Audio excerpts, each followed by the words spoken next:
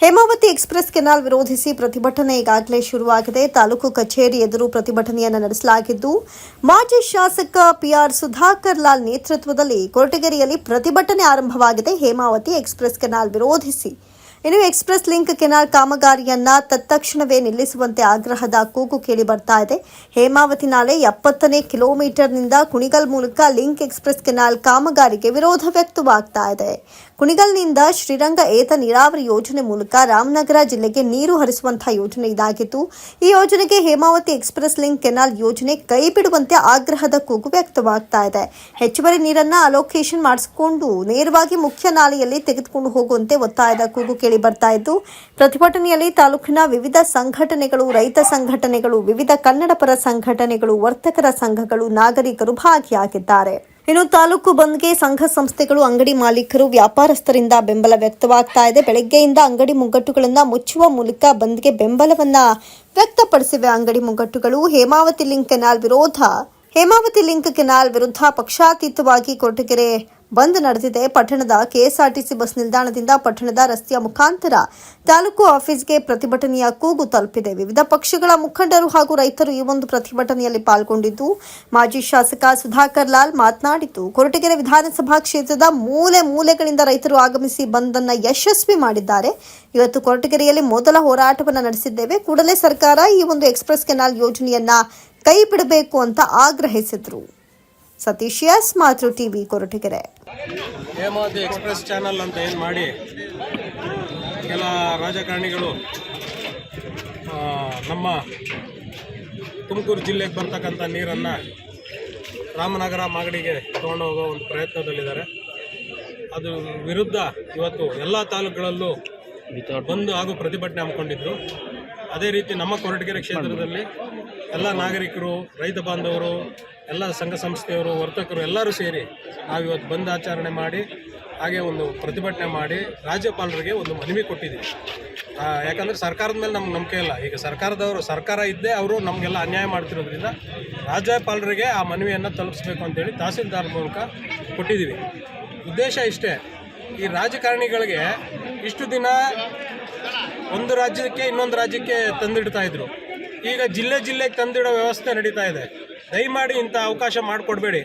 ನೋಡಿ, ಇವತ್ತು ನಾವೇನು ಬೇಡ್ಕೊಳ್ತಿದ್ದೀವಿ ಅಂದರೆ, ನಮಗೆ ಬರ್ತಕ್ಕಂಥ ಅಲ್ಪ ಸ್ವಲ್ಪ ನೀರನ್ನು ನೀವು ಯಾಕೆ ನಮಗೆ ತೊಡರುಗಾಲು ಕೊಟ್ಟು ಅದನ್ನು ಕಿತ್ಕೊಂಡು ಹೋಗೋಂಥದ್ದೇನಿದೆ? ನೀವೇನು ಹೋರಾಟ ಮಾಡಿದ್ದೀರಿ, ಪಾದಯಾತ್ರೆ ಮಾಡಿದ್ದೀರಿ, ಮೇಕೆದಾಟು ನಾನು ತರ್ತೀನಿ ಅಂತೇಳಿ ಆ ಜನಕ್ಕೆ ನಂಬಿಸಿದ್ದೀರಿ.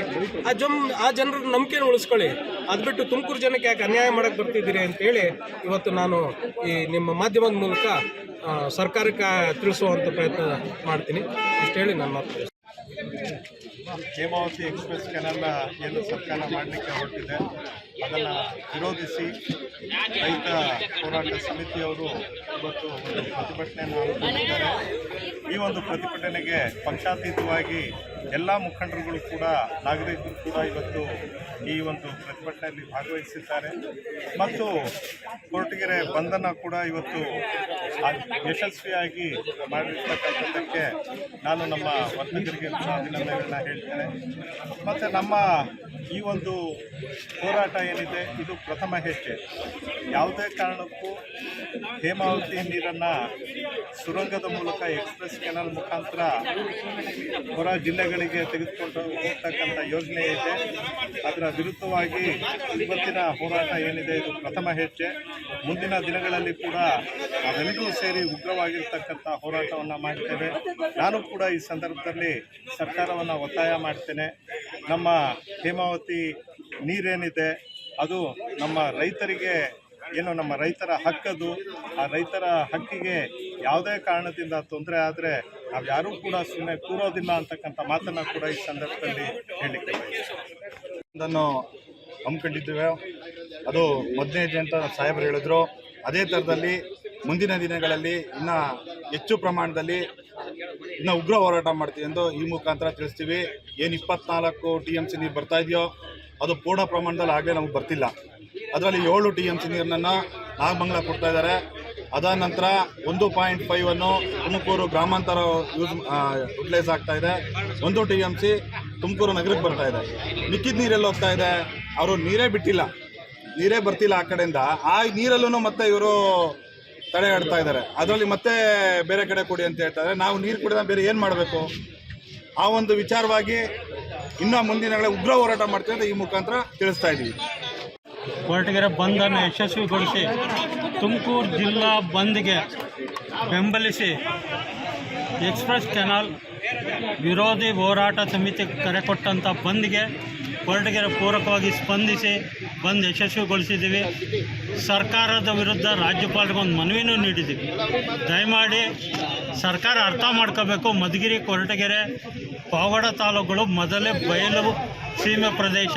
ಇದು ನೀರಿನಿಂದ ಕಂಗೆಟ್ಟಿರೋಂಥ ಪ್ರದೇಶಗಳು. ಮೊದಲೇ ಬರಪೀಡಿತ ಪ್ರದೇಶಗಳಿಗೆ ಸಿಗತಕ್ಕಂಥ ಎಳೆ ಮಗುಗೆ ಸಣ್ಣದಾಗಿ ಹಾಲು ಕೊಡೋ ಅಂಥ ಸಣ್ಣ ನೀರ ಹೇಮಾವತಿ ನೀರು ನಮ್ಮ ಪಾಲ್ಗಿರೋ ಅಂಥದ್ದು ಎಳೆ ಮಕ್ಕಳಿಗೆ ಹಾಲು ಕುಡಿಸ್ತಾ ಇದೆ.